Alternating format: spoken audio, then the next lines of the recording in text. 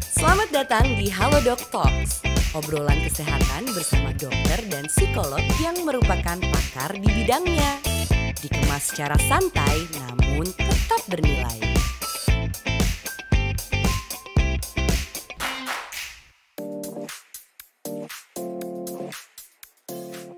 Halo, balik lagi. Saya Anindita Hidayat, pastinya ada di Halodoc Podcast. Jadi ini adalah podcast yang kamu tunggu-tunggu pastinya, karena ini adalah podcast bincang-bincang tentang kesehatan yang dikemas secara santai, tapi pastinya mendapatkan insight dari para pakar-pakar kesehatan yang top dan tidak usah diragukan lagi.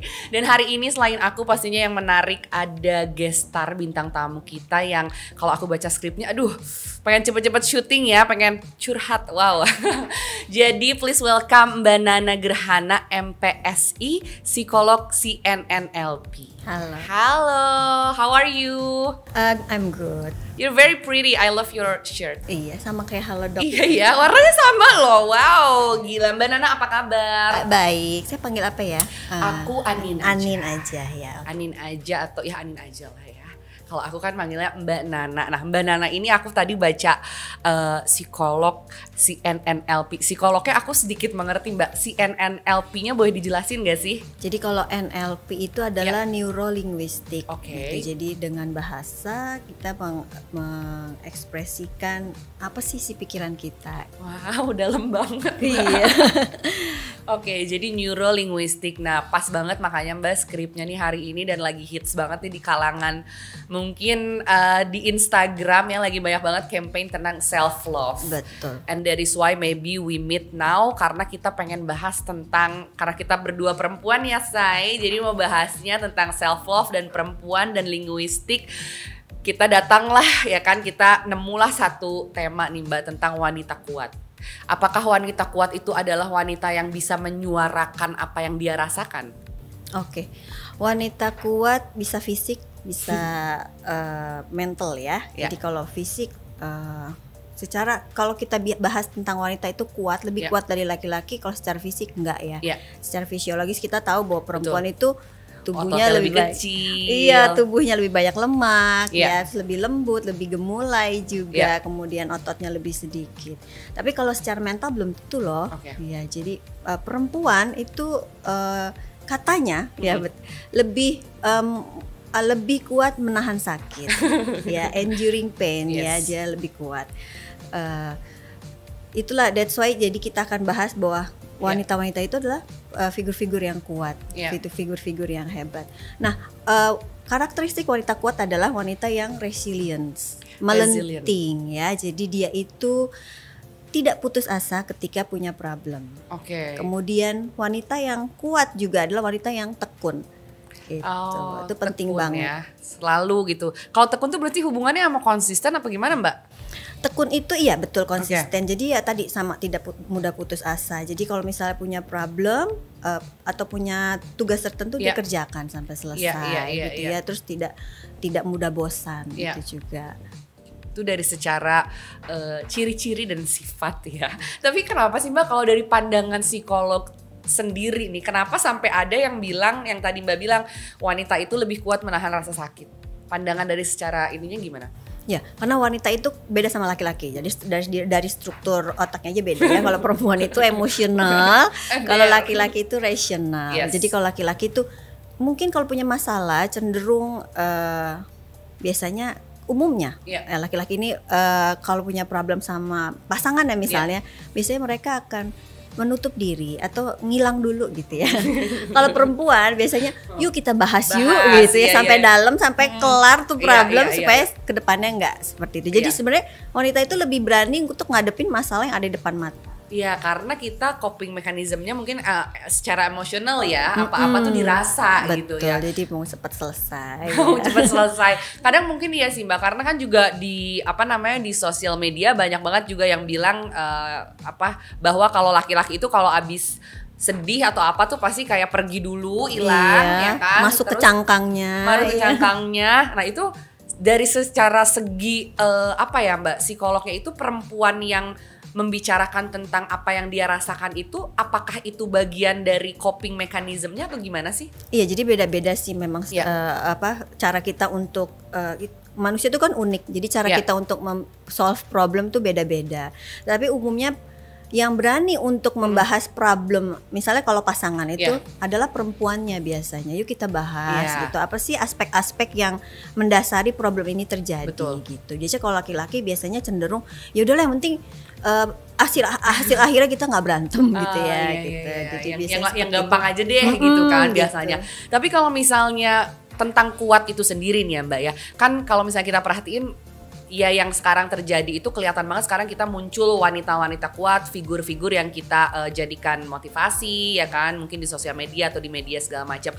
Kalau misalnya dibilang wanita kuat sekarang lebih banyak gitu dibanding zaman dulu itu apakah ada pengaruhnya dari apa ya kayak faktor di zaman sekarang yang bisa bikin wanita itu makin kuat? Betul, jadi kayaknya sejak emansipasi wanita ya sejak kita mendapat hak yang sama untuk pendidikan. Sehingga itu membuat perempuan-perempuan makin kelihatan nilai-nilai yang ada dalam diri dia. Value-nya apa. Terus kemudian mungkin hampir di setiap ranah profesi ada perempuan di dalamnya. Yang dulu mungkin gak pernah dicapai oleh laki-laki. Perempuan akhirnya kita bisa loh gitu ya sekarang. Jadi zaman sekarang udah makin ini ya, makin terbuka juga buat kita opportunity, chances dan segala macam gitu ya. Ya bener juga sih ya. Jadi kita bisa apa ya, kalau value itu kan berarti urusannya sama kayak upgrade diri ya Mbak ya. Betul. Kita pengen sekolah yang sama, kita pengen jabatan yang sama, itu kita merasa mungkin bahwa kita bisa setara dalam arti value-nya itu sendiri. Nah, kalau misalnya ngebahas upgrade ya kan, kadang banyak juga sih Mbak stigma yang kayak aku sendiri misalnya value-nya adalah orang tuh kadang suka mandang sebelah mata. Awalnya kayak lu mah menang cantik doang atau karena perempuan gitu kan. Ya seneng sih sebenarnya dibilang cantik ya, berarti gue nggak jelek-jelek amat gitu kan ya kan. Tapi sebenarnya kalau misalnya segi perempuan gitu kan yang pengen mengeluarkan inner beauty-nya gitu, bahwa ini juga buat aku sih Mbak ya, aku pengen sih tips gimana caranya biar orang tuh nggak cuma ngelihat aku tuh dari luar aja secara fisik gitu loh, pengen aku tuh menonjolkan inner beauty aku. Itu apa sih upgrade atau tips dari psikolog yang bisa dilakukan? Oke, kalau kita bahas tentang upgrade diri itu berhubungan dengan intelijensi ya. Terus sosio-emosional, jadi nggak cuma fisik aja ya, jadi secara intelijensi. Nah, karena akses buat kita belajar banyak hal itu banyak, jadi kita juga harus pakai itu kesempatan buat belajar. Jadi saya setuju banget. Jadi apa aja, bagaimana cara kita mengupgrade intelijensi kita, kemampuan komunikasi kita tingkatkan. Jadi kan kalau misalnya dulu di sekolah pendidikan yang kita dapatkan mungkin cuma akademis aja. Tapi bagaimana kita bersosialisasi, bagaimana kita menyelesaikan problem sama teman kita ketika kita lagi slack gitu ya. Itu juga penting. Terus bagaimana ramah tamah itu penting juga. Kemudian life skill itu juga penting sekali.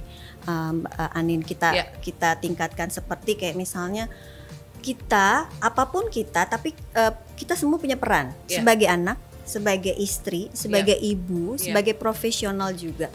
Dengan mengetahui bahwa kita tuh punya peran, tapi kita melakukan itu dengan maksimal, menjalankan peran itu secara maksimal. Walaupun kita cuma ibu rumah tangga di rumah, tetapi kita ngurus anak kita dengan baik, maksimal. Iya, dengan sehat. Misalnya gizinya kita perhatikan, pendidikannya. Jadi kegiatannya tuh akan makin banyak di rumah. Jadi nggak cuma setengah hati kita lakukan, tapi anak kita jadi produk yang nggak oke misalnya, atau nggak suami kita jadi nggak bahagia di rumah. Jadi jangan dibilang kayak, soalnya dulu juga pernah Mbak orang tua aku bilang kalau misalnya kamu memang ingin menjadi ibu rumah tangga dalam arti tidak bekerja dan menikah gitu kan, ya silahkan, tapi jadilah the best of it gitu loh. Bahwa sekarang aku ngerti bahwa apapun itu kalau udah dijalanin juga nggak ada yang mudah Mbak gitu loh kan. Kayak orang-orang lu cuma ibu rumah tangga, coba aja silahkan Mbaknya cobain bangun tidur, ngurusin anak, ngurusin suami, itu kan butuh integritas juga ya Mbak. Pasar termasuk ya. Ke pasar, masak harus yang bergizi, anak-anak nggak boleh ini, belum lesnya apa PR-nya. Wow, jadi jangan pernah di underestimate lagi lah ya. Nah, berarti ya Mbak kalau misalnya masalah upgrade ya, aku juga tadi setuju banget sama masalah intelektual, karena aku sih merasa, dan aku juga punya platform di Instagram, aku selalu share sama teman-teman aku bahwa whoever kita tuh siapapun gitu ya, be the best of it. Dan sebenarnya yang kita punya kayak value yang kita tawarkan and bring to the table itu ya our mind self. mindset sendiri gitu loh. Dan bukan hal-hal yang superficial gitu. Kalau misalnya kayak pengen langsing itu bisa diusahakan ya kan. Tapi apa yang sebenarnya paling penting juga mungkin mindsetnya itu ya. Dan zaman sekarang bener sih Mbak, gampang banget buat kita upgrade diri nih teman-teman, kayak ikut kelas broadcasting, bahasa, ya kan? Bahasa, kelas make up, kelas masak. Jadi jangan terlalu melihat itu tuh kayak sesuatu yang aduh nggak bisa deh apa, no, lakuin aja dulu dari hal-hal simple ya Mbak ya. Nah balik lagi nih ke upgrade diri dan pastinya self love ya kan. Kalau dari Mbak Nana sendiri, can you please tell me what's your definition of self love? Oke, kalau kita bahas self love itu tidak self love itu penting sekali, kita harus miliki. Jadi self love itu mungkin basic dari kita sebagai perempuan ya. Jadi kalau dari self love kita bisa kelihatan tuh inner beauty-nya seperti apa.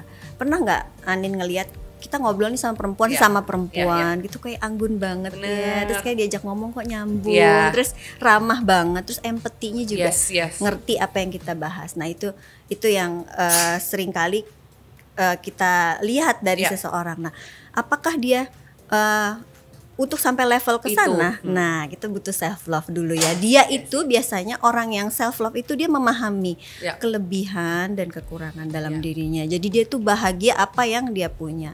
Self love itu sangat berhubungan dengan kita menerima diri kita apa adanya dan menerima kita itu dan kita menerima ciptaan, hubungan kita dekat sama pencipta spiritual gitu ya, spiritual gitu. Jadinya ketika kita menghargai apa yang kita punya, apa yang diciptakan olehnya, kita juga jadinya lebih nerima benar. Okay, betul.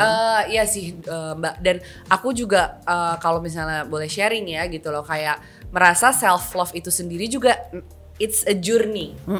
Yang tadi Mbak bilang, kita sampai ada di level ini mungkin kita tuh panjang banget perjalanannya, dan naik turun dan sometimes oke lah, sekarang aku merasa aku udah mulai agak stabil, tenang apa, tapi there are some days that I might feel little bit off gitu loh, yang aku nggak terlalu semangat apa, dan it's okay ya. Iya, it's okay karena kita perempuan ya, dipengaruhi hormonal juga. Hormon lagi PMS dan segala macam. Dan tadi agak menarik tentang yang Mbak Nana bilang tentang spiritual itu, bahwa mungkin itu lebih ke apa ya Mbak, kayak acceptance ya. Iya betul, acceptance. Jadi apa yang terjadi sama kita, sama lingkungan kita, something that we might not control, dan kita we have to accept ya. Betul. Itu jadi kalau self love itu berhubungan dengan kita tuh kayak apa sih. Jadi kalau kita mengerti kelebihan, kekurangannya kita, uniqueness-nya tuh apa sih dalam diri kita, terus kita kan bisa kasih space ya buat diri kita, bahwa ini loh aku, ini ruang, ini space-nya aku tuh segini. Jadi ketika ada orang yang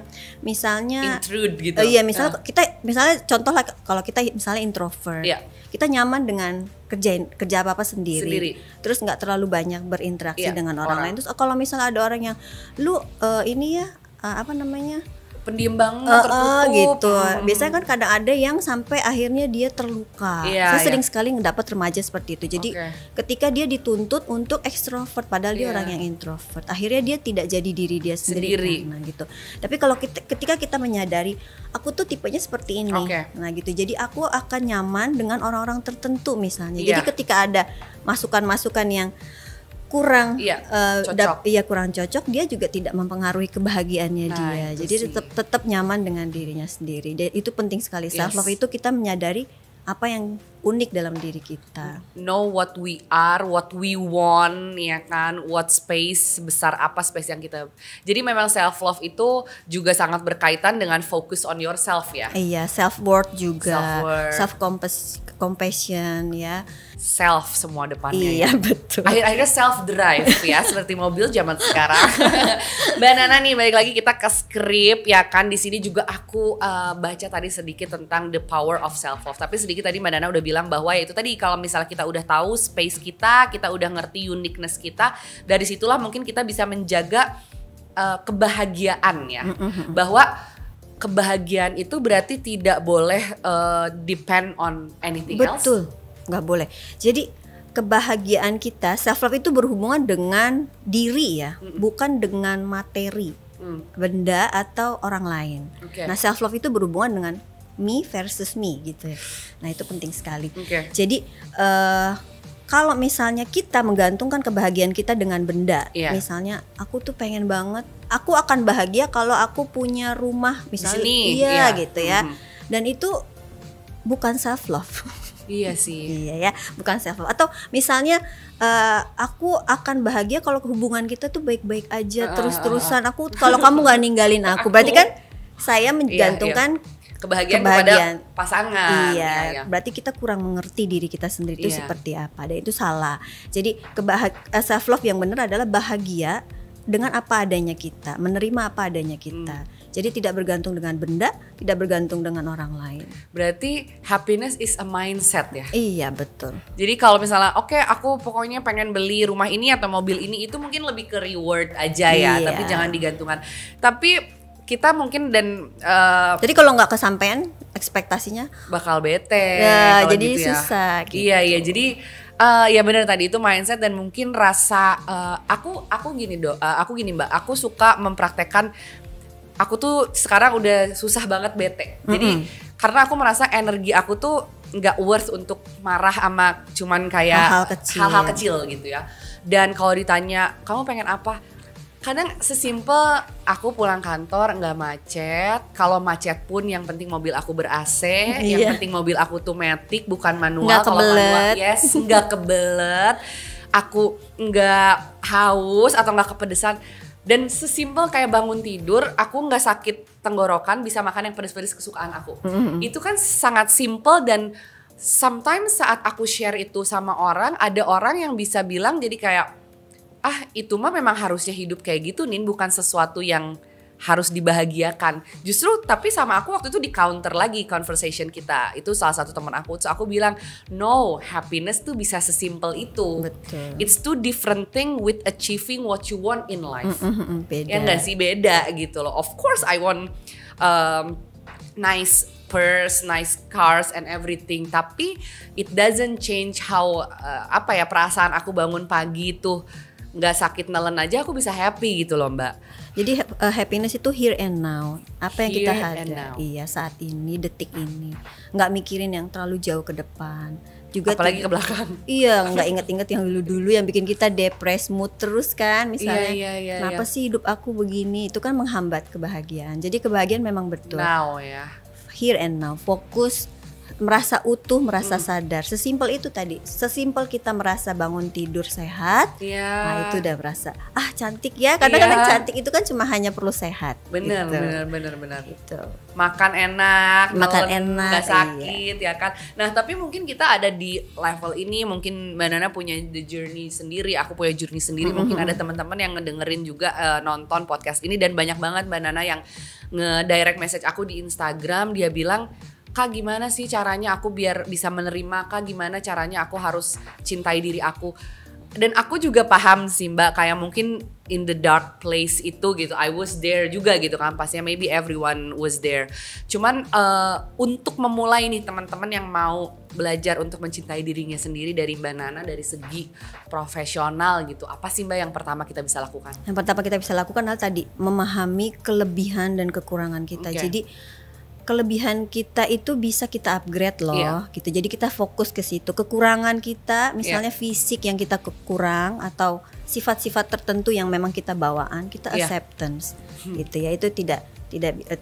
Kalau misalnya fisik bisa kita upgrade juga sifatnya, tetapi jangan sampai mengikuti standar industri gitu ya. Misalnya kalau udah dilahirkan kulitnya coklat, pengen putih, sampai merusak, malah merugikan. Sama termasuk di mental kita juga. Jadi kalau kita mau jadi orang lain, standar bahagia kita itu ditentukan oleh teman-teman kita misalnya. Itu tuh capek banget loh hidup jadi orang lain. Jadi itu yang paling penting. Jadilah diri kita sendiri dulu, acceptance bahwa kita tuh menonjolkan kelebihan-kelebihan yang kita punya. Jadi saya setuju banget tentang memang inner beauty. Jadi ketika orang ngobrol sama kita, pasangan kita pun, kalau kita sering kasih telinga buat mendengar, merespon dengan baik, itu pun udah membuat sebuah kita jadi nilai plus di mata orang gitu. Betul. Bahkan ada yang nyaman.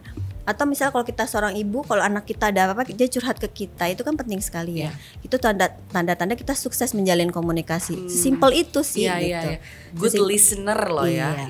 Jadi self love itu adalah lebih ke suatu nilai yang nggak bisa kita beli kan gitu ya, bahwa itu hanya bisa kita raih dengan kesadaran diri kita untuk menerima kita apa adanya. Kekurangan itu susah sekali diterima. Kalau kelebihan mah gampang ya. Kamu juga mau apa-apa kelebihan aku. Iya gitu. Tapi kalau kita melihat bahwa kekurangan kita itu bukan masalah, pasangan kita pun atau orang-orang pun akan ngelihat kita nggak ada masalah kok gitu. Karena kita yang sering overthinking kan. Iya. Itu yang sering terjadi. Dan memang semua orang kan berbeda ya, dan itu justru uniknya di situ gitu. Kita sempurna karena ketidaksempurnaan kita. Berarti kalau dibahas self love lagi adalah aku mau narik juga nih bahwa I think personally self love itu adalah the highest level of mental state ya. Kalau kita udah bisa self love truly we are unbreakable sih. Karena kan sometimes yang ngeganggu kita pikiran kita ya Mbak ya. Jadi kalau ada problem bisa kita jalanin lebih smooth aja. Iya. Pikirin sendiri, ngobrol sendiri. Kadang aku juga gitu di kaca tuh kayak ngobrol sendiri. Iya, self talk ya. Tenang, Anin segala macam itu juga mungkin kamu harus coba ya. Nah, self love apakah ada kaitannya dengan self esteem? Self esteem ya, betul. Jadi di dalam self esteem itu ada self love ya. Jadi termasuk rasa kita untuk saya tuh punya standar loh, standar value, iya gitu. Jadi jangan sampai ada orang yang datang kucuk-kucuk ngerusak, ngerusak hidup kita sampai kita kayak nggak ada nilainya gitu. Kadang-kadang yang sering terjadi lah pada remaja-remaja yang baru pacaran. Karena belum stabil kali ya Mbak ya. Apalagi kalau korban perselingkuhan, itu biasanya self esteemnya rusak banget. Turun. The worst thing about cheating tuh adalah merusak si itu ya orang lain. Karena kita akan compare. Termasuk kalau misalnya hal simple aja sih kayak berteman, terus misalnya dalam pertemanan kan ada juga ya seperti kayak konflik-konflik kayak misalnya kita berlima gitu, terus ada yang difavoritin terus yang lain dikucilin, itu juga sangat mengganggu gitu kan. Akhirnya seseorang menjadi tidak jadi diri dia sendiri. Gitu. Jadi ya memang sangat berkesinambungan, justru di dalam self esteem itu ada self love itu sendiri gitu ya Mbak. Nah, kalau misalnya kita ngebahas dari seumuran kita, mungkin perempuan wanita dewasa gitu, oke lah. Dan tadi Mbak Nana juga sempat singgung sedikit tentang sebagai orang tua misalnya kita gitu loh. Apa yang bisa kita lakukan mungkin orang tua yang nonton podcast ini untuk mulai mengajarkan. Karena kalau menurut aku, kalau aku flashback gitu ya Mbak ya, journey self love aku, memang sebenarnya self love itu harus diajarkan dari kecil loh, untuk kita tuh percaya diri ya Mbak ya. Betul. Jadi kalau dari kecil, memang lingkungan paling kecil anak itu orang tua dulu. Jadi kalau orang tuanya setiap hari compare anak pertama dengan anak kedua, itu udah pasti boro-boro mau self love ya, itu udah pasti ngerusak diri dia. Jadi kamu kok nggak kayak kakak kamu sih, kamu kok nggak kayak adik kamu sih gitu ya. Itu bibit-bibit pertama kali kita merasa bahwa kita tuh dibandingin gitu ya. Tapi kalau misalnya dari kecil anak ini diingatkan bahwa kamu tuh unik gitu ya. Misalnya dia biasa kadang-kadang anak kecil pun begitu lahir dia melihat ada perbedaan dia, misalnya dia rambutnya keriting, adiknya rambutnya lurus, dia bisa mempertanyakan. Kemudian merasa enggak kok bagusan rambut kakak yang lebih sering dipuji misalnya gitu. Kan hal-hal sesimpel itu. Jadi memang dari lingkungan paling kecil dari rumah. Tapi tidak hanya fisik saja, yang paling penting kita bahas tentang self love adalah karakter si anak. Oh kamu tuh kamu tuh hebat loh, kamu kecil-kecil kok bisa memaafkan sih, misalnya gitu. Jadi kayak gitu yang kita tingkatkan. Acknowledge ya Mbak ya, perasaannya. Jadi justru berarti nih teman-teman, paling penting dan justru paling utama dan paling dini itu adalah di rumah. Dari keluarga, betul. Iya, karena kita juga bisa melihat apa yang terjadi sama seseorang itu kan mungkin apa yang terjadi di rumahnya gitu. Jadi justru bahkan untuk ibu-ibu muda dari sekarang. Jadi kalau anak-anak kita di sekolah misalnya akademisnya nggak bagus, kan kadang-kadang orang tuh udah nuntut banget, atau kok dilesin macam-macam tanpa kita tanya dulu, atau kita lihat dulu kelebihan dia apa sih gitu. Kalau dari kecil metode pendidikan kita tingkatkan yang menonjol, itu pasti jauh lebih baik. Cuma kalau sekarang kan diratain dulu standarnya baru semuanya harus dari sekolah dulu. Benar. That's why kalau dalam ruangan saya selalu, kalau misalnya anak akademisnya kurang bagus, saya selalu minta orang tua coba cari minatnya apa sih, itu yang kita lesin gitu ya, kita kursusin, kemudian kita fasilitasi. Dan didukung ya. Dan sekarang juga banyak banget sih di Instagram kayak parenting tips gitu Mbak Nana, aku baca, aku lihat bahwa sekarang anak tuh memang harus diajak ngobrol, dalam arti Are you okay? Kamu kenapa nangis? Nangisnya kenapa? Memvaliditas perasaannya. Okay. Itu namanya validitas perasaan. Iya, karena perasaan itu kan nyata ya. Jadi bukan hal-hal yang tidak bisa dirasakan, tapi itu nyata, mutlak. Jadi anak-anak merasakan sedih, happy itu mutlak. Bahkan tidak percaya dirinya dia itu mutlak. Itu yang dia rasakan, itu yang kita validasi.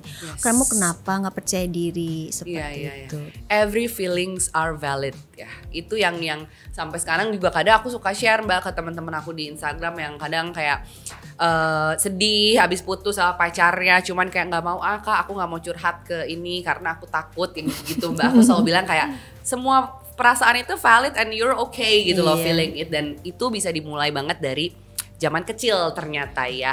Nah Mbak Nana, tadi kita udah bahas kaitan self love pastinya yang sangat nyambung, berkesinambungan dengan self esteem ya kan. Kalau dari Mbak Nana sendiri nih, tips ya kan untuk saya khususnya dan teman-teman pastinya ya. Untuk apa ya Mbak, untuk being very stable, terus untuk menjadi wanita kuat dengan self love itu sendiri tuh apa sih Mbak?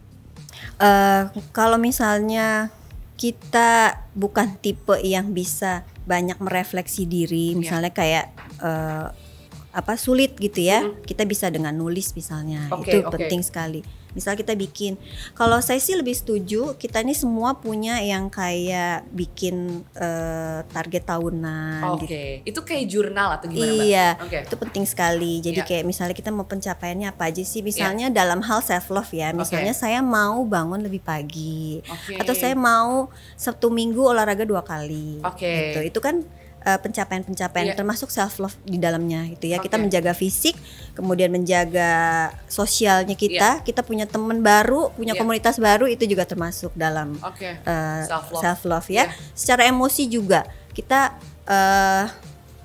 belajar untuk misalnya memvalidasi emosi kita. Jadi nggak apa-apa kok nangis gitu ya. Jadi jangan, kadang-kadang kalau pria-pria ini kalau ada masalah tidak mau nangis ya karena gengsi. Nah itu, atau tidak mengutarakan misalnya kekhawatirannya kepada pasangannya. Jadi dia telan sendiri, itu juga bahaya.